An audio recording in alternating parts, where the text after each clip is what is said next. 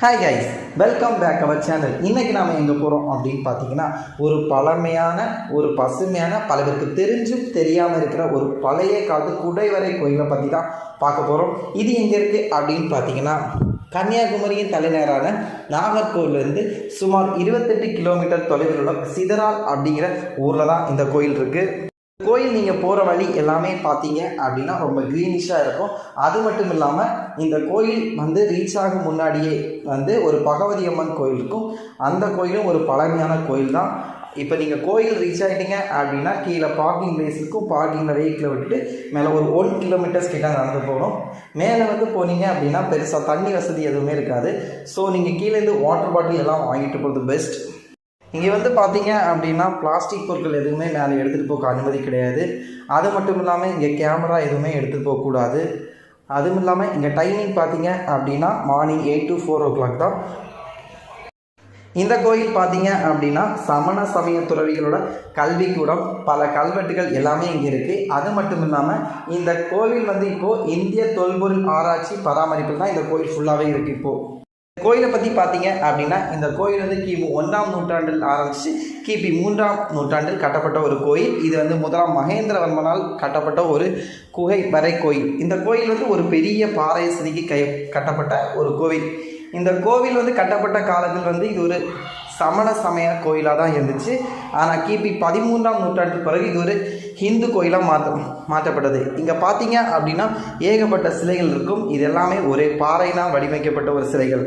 நாங்கள் போன டைமில் இந்த கோயிலில் வாசல் பூட்டி வச்சுருந்தாங்க. ஸோ உள்ளாடி போய் டெம்பிள் சிலைகள் எல்லாம் நம்ம பார்க்க முடியல. நாங்கள் வெளியே நின்று அப்படியே கேமரா எடுத்துகிட்டு அப்படியே வந்துட்டோம். கோயிலில் பார்த்தீங்கன்னா மகாவீரர், யாட்சிகள், சமண சமய துறவிகள் அவங்க சிலை எல்லாமே இருக்கும். அது மட்டும் இல்லாமல் இங்கே பல துறவிகள் இங்கே தியாகம் எல்லாமே எடுத்திருக்காங்க. இந்த கோயிலை பற்றி ஃபஸ்ட் எப்படி தெரியும் அப்படின்னு பார்த்தீங்கன்னா இது சீன பிரதமருக்கு இந்த கோயிலை பற்றி தெரிஞ்சு அவங்க இந்திய பிரதமருக்கு சொல்லி, அப்போது நேரு ஆட்சியில் இருக்கும்போது அவங்களுக்கு சொல்லி அப்படி தான் இந்த கோயில் ஃபேமஸ் ஆக ஆரம்பிச்சிச்சு. இப்போ பார்த்தீங்க அப்படின்னா இந்த கோயில் மேக்ஸிமம் ஒரு சுற்றுலாத்தலமாகவே அமைஞ்சிருச்சு. அது மட்டும் இல்லாமல் இது இந்திய சுற்றுலாத்தலங்கள்லையும் இது இணைச்சிட்டாங்க. இங்கே பார்த்தீங்க அப்படின்னா இயற்கையாகவே அமைந்த 2 நீரூற்றுகள் இருக்கும். அது மட்டும் இல்லாமல் ஒரு பாறை அப்படி பார்த்தீங்கன்னா கார் ஷேப்பில் இருக்கும். அது மட்டும் இல்லாமல் ஒரு பாறையில் நீங்கள் வாய் வச்சு உறிஞ்சிங்கன்னா அதில் தண்ணி வேறு வரும். இது மட்டும் இல்லாமல் நீங்கள் மேலே பாறை மேலே ஏறி நின்று வியூ பார்த்தீங்க அப்படின்னா ஏகப்பட்ட ஏரியா தெரியும். அதிலே ஒரு ரிவர் தெரியும். அதுதான் நம்ம கன்னியாகுமரி மாவட்டத்தோட 2வது தாமிரபரணி ஆறு. கோயிலுக்கு வேறையும் 2 பேர் இருக்குது. ஜெயின் டெம்பிள் சொல்லுவாங்க, பகவதி அம்மன் பொட்டைன்னு சொல்லுவாங்க, சிதறால் மலை கோயில் அப்படின்னு சொல்லுவாங்க. இது மட்டும் இல்லாமல் இங்கே பார்த்தீங்கன்னா பழைய காலத்து கல்வெட்டுகள், சிற்பங்கள் எல்லாமே நிறையவே இருக்கும். நீங்கள் இங்கே ஒரு கன்னியாகுமரி ட்ரிப் பிளான் பண்ணீங்க அப்படின்னா கண்டிப்பாக இந்த பிளேஸுக்கு கண்டிப்பாக வாங்க. இது ஒரு ஃபேமிலிக்கான ஒரு பிளேஸ் மட்டும் இல்லாமல் நேச்சர் எல்லாமே நல்லாயிருக்கும். ஓகே, இதோட வீடியோ முடிச்சுக்கிறேன்.